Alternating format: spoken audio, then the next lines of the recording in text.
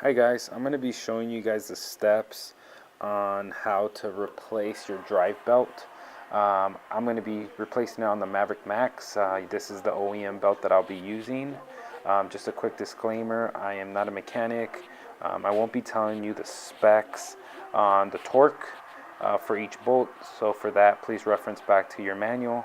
But I will be showing you the steps that you'll be needing to take in order to replace the drive belt. These are going to be the tools you'll be needing to remove the drive belt. The clutch tensioner that will help you remove the drive belt. I got the pliers to remove the plastic pins. I got a Phillips screwdriver. Got a pretty long one, doesn't have to be this long, but to remove the clamps. I got the extension to the ratchet that will help you remove the bolts underneath the seat. I got a small little extension for the small ratchet that you'll be needing. This is the little small ratchet that you'll be needing to take off the bolt off the cover. Then I have the 8. That's going to be the the socket that we will be removing the bolt from the cover. Then you'll be needing a 10. The 10 is pretty much to remove the skid plate underneath and the seats. So you'll be needing that. And then I have the 13 millimeter socket, and that's to tighten the bolt to release the drive belt, which I'll be showing you right now. That's the that's the bolt, and that comes with the car, so you'll find that in your toolkit. And that's all the tools you'll be needing. So let's go ahead and let's get started. First, we'll have to remove the back seat. In order to do that, we'll have to remove this plate here, and there's a filter right underneath that we'll have to remove. There is a clamp holding that right underneath that, and you'll need to use the Phillips screwdriver. So let's go ahead and remove that, and then I'll show you the next step. Now that I removed the filter, that's the clamp there for those people that haven't done it yet. That's the clamp that you have to remove with the Phillips. I also removed the harness in order to remove the seat. Once you take off the filter, that's the bolt that I'm pointing at that you have to remove. That's the first one. The second one is the one right underneath, and you'll see me point at it. There it is. So let's remove those 2 bolts, and that will loosen the top part of the seat. So let's go ahead and do that. Now that we removed both of the bolts, we'll have to remove 2 more bolts that are right underneath the seat.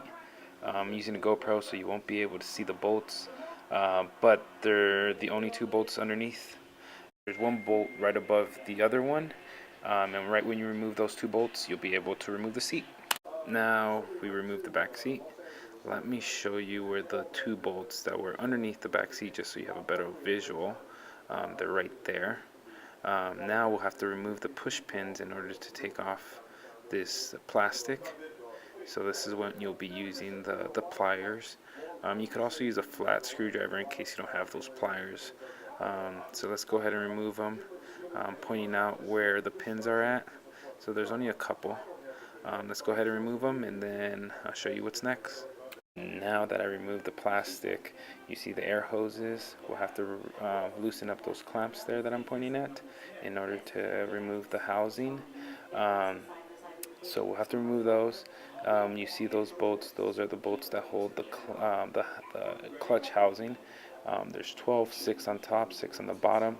I removed the skid plate so I could get to the ones in the bottom a lot easier. So let's go ahead and start removing that, and then I'll show you what the next step is. Now I have the cover off, and you see the clutch and the belt. And now we'll use the clutch tensioner. We'll have to screw that in and then use the bolt. You see that little hole in the clutch tensioner? You have to screw it into there to tighten the clutch and to start releasing the belt. You'll use the 13 millimeter socket to tighten the bolt. Older models, you only use the screw to tighten the clutch, but on this one, it's a 2017, you need the clutch tensioner, so you screw that in there. Then you screw the bolt that comes in also the tool kit. So just screwed in there. That's as tight as it can go. It's hand tight. And then now I put the socket and I get the little ratchet and I just start ratcheting away. I pretty much tighten as much as possible just to, to loosen it up. Now that I removed the belt, I typically put the new belt on with the words upside up so I could read them.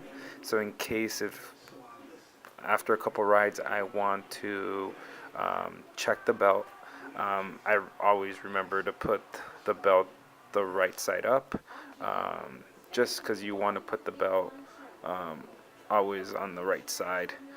So I'll go ahead and do that. Now that I installed the new belt, the final steps. I removed everything.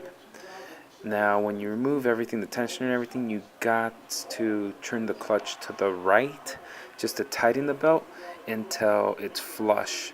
I just keep tightening it. I did on my first belt I made the mistake. I didn't do that, and when I turned on the car, the whole belt started to burn and everything. So just remember to tighten the belt. Just spin it to the right. I do to the right, and then I'll do a couple to the left. Just I don't know. That's just me. Just wanting to make sure everything's fine, and you'll feel that the rivets and everything on the belt, it's flush to the clutch.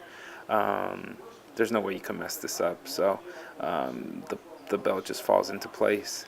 And then once I'm done with that, I like to let the motor idle and take it around the block, just to make sure that everything's working perfectly fine. After that, you just put everything back together. The steps, just do the steps in reverse. Okay? Hope this video is informative. Please give me a thumbs up, or subscribe. And if you guys need help with anything else, please comment below on what you want to see next.